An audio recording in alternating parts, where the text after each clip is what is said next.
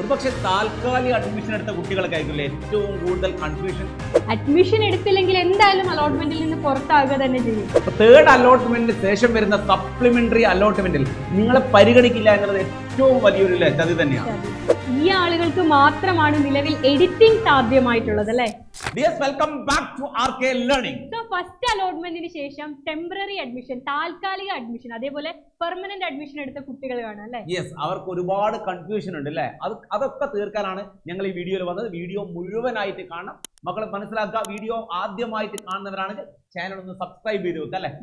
അപ്പൊ മക്കളെ, first option കിട്ടിയ കുട്ടികൾക്ക് യാതൊരു ഓപ്ഷനും വേറെ ഇല്ലാത്ത പെർമനന്റ് ആയിട്ട് നിങ്ങൾ അവിടെ അഡ്മിഷൻ എടുക്കുക. നിങ്ങൾ ഇപ്പൊ 6 ഓപ്ഷൻ ആണ് വെച്ചിരിക്കുന്നത്, 1 2 3 4 5 6. ഇതിൽ ഫസ്റ്റ് ഓപ്ഷൻ കിട്ടിയ കുട്ടികൾ അവിടെ പെർമനന്റ് ആയിട്ട് ചേരുക. ചേർന്നില്ല എന്നുണ്ടെങ്കിൽ നിങ്ങൾ അലോട്ട്മെന്റ് പ്രോസസ്സിൽ നിന്ന് പുറത്താകും. ഈ വർഷത്തെ അലോട്ട്മെന്റിൽ നിങ്ങളെ പിന്നെ കൺസിഡർ. അതായത് നിങ്ങൾ ചോദിച്ച സീറ്റ് ഗവൺമെന്റ് നിങ്ങൾക്ക് തന്നു കഴിഞ്ഞു, ഇനി വേണ്ടാന്ന് പറയാനുള്ള ഓപ്ഷൻ ഇല്ല. പല തവണ ഞങ്ങൾ വീഡിയോ നിരന്തരം ചെയ്തിട്ടുണ്ട് അല്ലേ?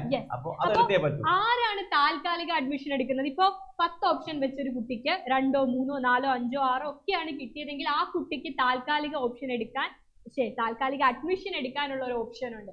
അപ്പൊ 5ാമത്തെ ഓപ്ഷൻ കിട്ടിയ ഇപ്പൊ നിങ്ങൾക്ക് 5ാമത്തെ ഓപ്ഷൻ ആണ് കിട്ടിയിരിക്കുന്നതെങ്കിൽ ഒന്നുകിൽ നിങ്ങൾക്ക് അവിടെ താൽക്കാലിക അഡ്മിഷൻ എടുത്ത് അടുത്ത അലോട്ട്മെന്റിന് വേണ്ടി വെയിറ്റ് ചെയ്യാം. 4ാമത്തെയോ 3ാമത്തെയോ 2ാമത്തെയോ ഒക്കെ കിട്ടാൻ വേണ്ടി വെയിറ്റ് ചെയ്യാം. അല്ലെങ്കിൽ ഈ സ്കൂൾ ഓക്കെ ആണ്, ഈ കോഴ്സ് ഓക്കെ ആണെങ്കിൽ അവിടെ പെർമനന്റ് ആയിട്ട് ചേരാനുള്ള ഓപ്ഷനും ഉണ്ട്. അത് മോസ്റ്റ് പ്രോബബ്ലി ആരും ചേരില്ല. നിങ്ങൾ ഫസ്റ്റ് ഓപ്ഷന് വേണ്ടി വെയിറ്റ് ചെയ്യുന്നവരായിരിക്കും മിക്കവാറും ഉണ്ടാവുക. നമുക്ക് അതെ, അവർക്കൊരു ഹാപ്പി ന്യൂസ് ആണ് നമ്മൾ പറഞ്ഞത്. താൽക്കാലിക ഓപ്ഷൻ കാത്തിരുന്നവർക്ക് നിങ്ങൾക്ക് മാത്രമാണ് നിലവിൽ എഡിറ്റിംഗ് ഓപ്ഷൻ സാധ്യമാണ്. അതെ, കഴിഞ്ഞ 28ാം തീയതിയോട് എഡിറ്റിംഗ് എന്നുള്ള പ്രോസസ് കംപ്ലീറ്റ് ആയിട്ട് ഒഴിവാക്കിയിട്ടുണ്ട്. പക്ഷെ നിങ്ങൾക്ക് എഡിറ്റ് ചെയ്യാനുള്ള ഒരു ഓപ്ഷൻ ഉണ്ട്. ഒരു കാര്യം നിങ്ങൾക്ക് എഡിറ്റ് ചെയ്യാം അല്ലേ? അതെ മക്കളെ, ഇപ്പൊ നിങ്ങൾക്ക് 5ാമത്തെ ഓപ്ഷൻ ആണ് കിട്ടിയിരിക്കുന്നതെങ്കിൽ നിങ്ങൾക്ക് ഫസ്റ്റ് ഓപ്ഷൻ മാത്രം മതി. ഇപ്പൊ 5ാമത്തെ ഓപ്ഷൻ കിട്ടിയ കുട്ടി താൽക്കാലിക പ്രവേശനമാണ് നേടിയിരിക്കുന്നതെങ്കിൽ 4ഓ 3ഓ 2ഓ ഏത് കിട്ടിയാലും മസ്റ്റ് ആയിട്ടും നിങ്ങൾ അങ്ങോട്ടേക്ക് പോകേണ്ടതായിട്ടുണ്ട്. അപ്പൊ സെക്കൻഡ് അലോട്ട്മെന്റിൽ നിങ്ങൾക്ക് തേർഡ് ഓപ്ഷൻ ആണെങ്കിൽ ഈ സ്കൂൾ ഉപേക്ഷിച്ച്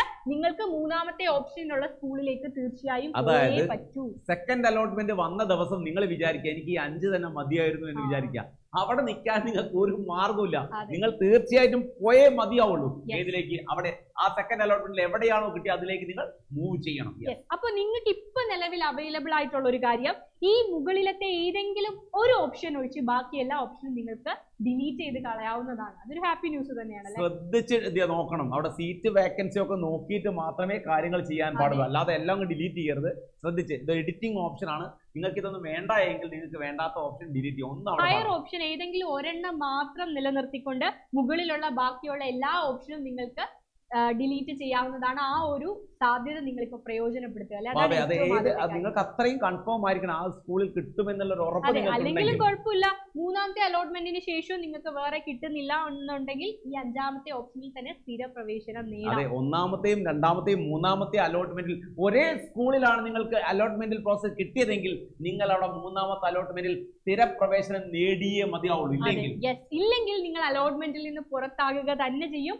പിന്നീട് വരുന്ന സപ്ലിമെന്ററിക്ക് ഒരിക്കലും നിങ്ങൾക്ക് അപേക്ഷിക്കാൻ സാധിക്കില്ല മക്കളെ. ശരിക്കും സപ്ലിമെന്ററി ഏറ്റവും വലിയൊരു ചതിയായിട്ട് കണ്ടു. അതെ, കാരണം സപ്ലിമെന്ററി ലിസ്റ്റിന്റെ പ്രത്യേകത, സപ്ലിമെന്ററി അലോട്ട്മെന്റ് പർട്ടിക്കുലാരിറ്റി എന്ന് പറഞ്ഞാൽ 3ാമത്തെ അലോട്ട്മെന്റിന് ശേഷമാണ് സീറ്റുകളൊക്കെ ഗവൺമെന്റ് കൂട്ടുന്നത്. അപ്പൊ നിങ്ങൾക്ക് ഇഷ്ടപ്പെട്ട സ്കൂളിൽ ചിലപ്പോൾ സീറ്റ് കൂട്ടിയെന്ന് വരാം, പക്ഷെ നിങ്ങൾക്ക് അവിടെ ചെയ്യാൻ പറ്റില്ല, അപ്ലൈ ചെയ്യാൻ പറ്റില്ല. അത് വല്ലാത്തൊരു ചതി തന്നെയാണ്. അതായത് മക്കളെ, ആദ്യത്തെ 3 അലോട്ട്മെന്റ്, മെയിൻ അലോട്ട്മെന്റുകൾ 3 എണ്ണമാണ്. First allotment, second allotment, third allotment. ഈ 3 അലോട്ട്മെന്റുകളിൽ ഏതെങ്കിലും ഒരു സ്കൂളിൽ കിട്ടിയ കുട്ടിക്ക് പിന്നീട് ഒരിക്കലും സപ്ലിമെന്ററിയിലേക്ക് പുതുതായിട്ട് അപേക്ഷിക്കാൻ പറ്റില്ല.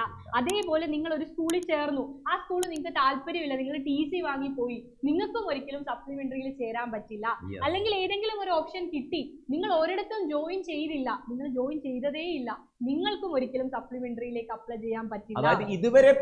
ഗവൺമെന്റ് ഇതുവരെ പരിഗണിക്കാത്തവരെയാണ് സപ്ലിമെന്ററിയിൽ പരിഗണിക്കുക. ഒരു അലോട്ട്മെന്റിലും സീറ്റ് ലഭിക്കാത്ത കുട്ടികൾ, അല്ലെങ്കിൽ എന്തെങ്കിലും തെറ്റ് പറ്റി നിങ്ങളുടെ അപേക്ഷ തള്ളിക്കളഞ്ഞിട്ടുണ്ടെങ്കിൽ അങ്ങനെയുള്ള കുട്ടികൾ, അപ്പൊ ഒരിക്കലും സീറ്റ് കിട്ടാത്ത കുട്ടികൾക്കും പുതുതായിട്ട് അപ്ലൈ ചെയ്യുന്ന കുട്ടികൾക്കും മാത്രമാണ് നിലവിലത്തെ സർക്കുലർ പ്രകാരം സപ്ലിമെന്ററിയിലേക്ക്, ഫസ്റ്റ് സപ്ലിമെന്ററിയിലേക്ക് അപേക്ഷിക്കാൻ സാധിക്കും. അതായത് ഗവൺമെന്റ് എല്ലാവർക്കും ഓപ്ഷൻ കൊടുക്കണം, എല്ലാവർക്കും. അതായത് ഇനി സീറ്റ് കിട്ടൂല എന്ന് വിചാരിച്ചിരിക്കുന്ന മക്കൾക്ക് വരെ ഗവൺമെന്റ് എന്തെങ്കിലും ഒരു ഓപ്ഷൻ കൊടുക്കുന്നുണ്ട്. അവർക്ക് എന്ത് ചെയ്യാം, ഇപ്പൊ കഴിഞ്ഞ ദിവസം ഒരു കുട്ടി പറഞ്ഞു ഹോസ്പിറ്റൽ ആയതുകൊണ്ട് എനിക്ക് അപ്ലൈ ചെയ്യാൻ പറ്റില്ല, ആ കുട്ടിക്ക് സപ്ലിമെന്ററിൽ എന്ത് ചെയ്യാൻ പറ്റും, അപേക്ഷിക്കാൻ പറ്റും. ഒരു കുട്ടി പോലും പഠിക്കാതായി പോരുത് എന്നുള്ള തോട്ടം തന്നെയാണ് ഗവൺമെന്റ് അല്ലേ. അപ്പൊ താൽക്കാലിക പ്രവേശനത്തെ കുറിച്ചുള്ള നിങ്ങളുടെ ഈ ഒരു ഡൗട്ട്സ് ക്ലിയർ ആയെന്ന് വിചാരിക്കുന്നു. ഇത്രയും കാര്യങ്ങളേ ഉള്ളൂ. ഫസ്റ്റ് ഓപ്ഷൻ കിട്ടിയ ആളുകൾ സ്ഥിരപ്രവേശനം നേടുക, വേറെ യാതൊരു ഓപ്ഷനും നിങ്ങൾക്കില്ല. വേറെ താഴെയുള്ള 2, 3, 10, 15 ഒക്കെ കിട്ടിയ കുട്ടികൾ എന്ത് ചെയ്യുക, തൽക്കാലം താൽക്കാലിക പ്രവേശനം നേടുക. ആ സ്കൂൾ ഓക്കെ അല്ല എന്നുണ്ടെങ്കിൽ, അല്ലെങ്കിൽ ആ കോഴ്സ് ഇഷ്ടമല്ലെങ്കിൽ താൽക്കാലിക പ്രവേശനം നേടി അവിടെ തുടരുക. സെക്കൻഡ് അലോട്ട്മെന്റിൽ ഹയർ ഓപ്ഷൻ കിട്ടിയാൽ തീർച്ചയായും അങ്ങോട്ടേക്ക് പോകേണ്ടതായിട്ടുണ്ട്, അത് മറക്കരുത്. എഡിറ്റിംഗ് സാധ്യമാണ്. ഇപ്പോൾ വേണമെങ്കിൽ നിങ്ങൾക്ക് എഡിറ്റ് ചെയ്ത് ഹയർ ഓപ്ഷനുകൾ റദ്ദാക്കാവുന്നതാണ്. ഒരു ഓപ്ഷൻ നിർത്തി ബാക്കിയൊക്കെ റദ്ദാക്കാവുന്നതാണ്. നിങ്ങൾക്ക് ഇഷ്ടപ്പെടാത്ത സ്കൂൾ മുകളിൽ ഉണ്ടെങ്കിൽ നിങ്ങൾക്ക് എന്ത് ചെയ്യാം, ഡിലീറ്റ് ചെയ്ത് കളയാം. ഞങ്ങൾക്ക് അത് വേണ്ട എന്ന് പറയാം, 1 or 2 ഡിലീറ്റ് ചെയ്ത് കളയാം അല്ലേ. ഇപ്പൊ നിങ്ങൾ വിചാരിക്കേണ്ടത് നിങ്ങൾക്ക് ഹ്യൂമാനിറ്റീസ് ആണ് ഇഷ്ടം, നിങ്ങൾ ഇപ്പൊ സയൻസ് സ്ട്രീമിലാണ് പഠിക്കുന്നത്, അത് 5ാമത്തെ ഓപ്ഷൻ ആണ്, നിങ്ങൾക്ക് താല്പര്യമില്ല കണ്ടിന്യൂ ചെയ്യാൻ, നിങ്ങൾ താൽക്കാലിക അഡ്മിഷൻ ആണ് എടുത്തിരിക്കുന്നതെന്ന് കരുതുക. 3rd അലോട്ട്മെന്റിന് ശേഷവും വേറെ ഹയർ ഓപ്ഷൻ ഒന്നും കിട്ടിയില്ലെങ്കിൽ അവിടെ പെർമനന്റ് ആകേണ്ടതായിട്ട് വരും. നിങ്ങൾ നിർബന്ധിതരാകും.